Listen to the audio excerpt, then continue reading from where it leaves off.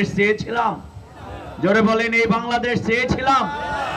আমি আপনাদেরকে মিডিয়া আছে এখানে সবার সামনে জিজ্ঞাসা করতে চাই, জুলাই বিপ্লব পরবর্তী বাংলাদেশ জামাত ইসলামী অথবা ছাত্র শিবিরের কোন নেতাকর্মী আপনাদের কাছে কি সাদা দাবি করেছে?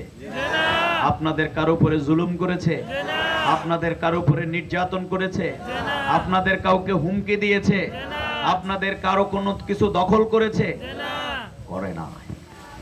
আমরা এক নৈতিক চরিত্রের প্রশিক্ষণ, যেটি আমাদের প্রিয় নবী মুহাম্মদুর রাসূলুল্লাহ সাল্লাল্লাহু আলাইহি সাল্লাম দিয়েছেন, এটি আমাদের পারিবারিক প্রশিক্ষণ নয়, এটি আমার বিশ্ববিদ্যালয় আমাকে দেয় নাই, এটি আমি পেয়েছি মহাগ্রন্থ আল কোরআন থেকে।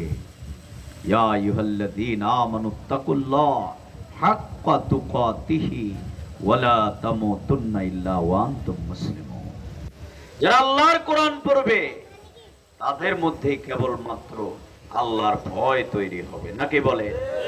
যারা আল্লাহকে ভয় করবে তারাই আর অন্যের সম্পদের দিকে, অন্যের নারীর দিকে, অন্যের সম্পদ এবং অন্য কিছুর দিকে তারা কিন্তু তাকাবে না, কারণ তারা মনে করে এই সকল কিছুর জন্য পরওয়ারদিগার আল্লাহর কাছে কিন্তু জবাবদিহি করতে হবে।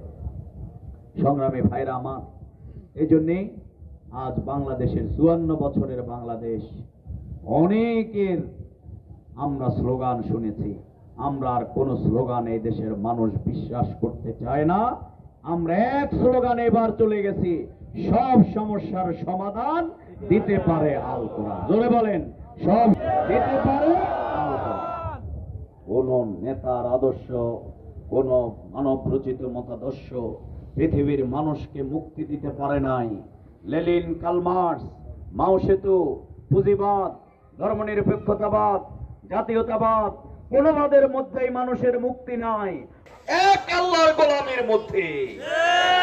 আর যারা এক আল্লাহর গোলামি করবে তাদের কাছে সকল মানুষ, সকল ধর্মের লোকেরাও নিরাপদ। বলে ইসলাম আমাদেরকে সৃষ্টি করেছে কে? তাহলে আমাদের জীবন পরিচালিত হবে কার নির্দেশে? ইনিল হুকমু ইল্লা লিল্লাহ। আজকে কেউ বলেন আমরা ইসলামের রাজনীতি আছে বিশ্বাস করি না। আজকে কোন দলের মহাসচিব বলেন দক্ষিণ পন্থার উত্থান। আজকে কেউ বলেন যে এই সে অনেক আবল তাবল বলতে শুরু করেছেন। আমরা বলবো শেখ হাসিনাও কিন্তু অনেক আবল তাবল বইলা পালাইছিল, কিন্তু নাকি বলেন?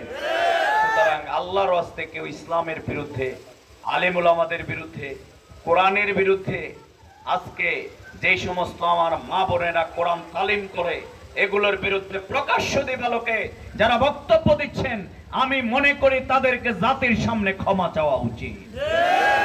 আপনারা আলেম উলামাদেরকে কেউ বন্ড বলেন, আপনারা আমাদেরকে কেউ মুনাফিক বলেন।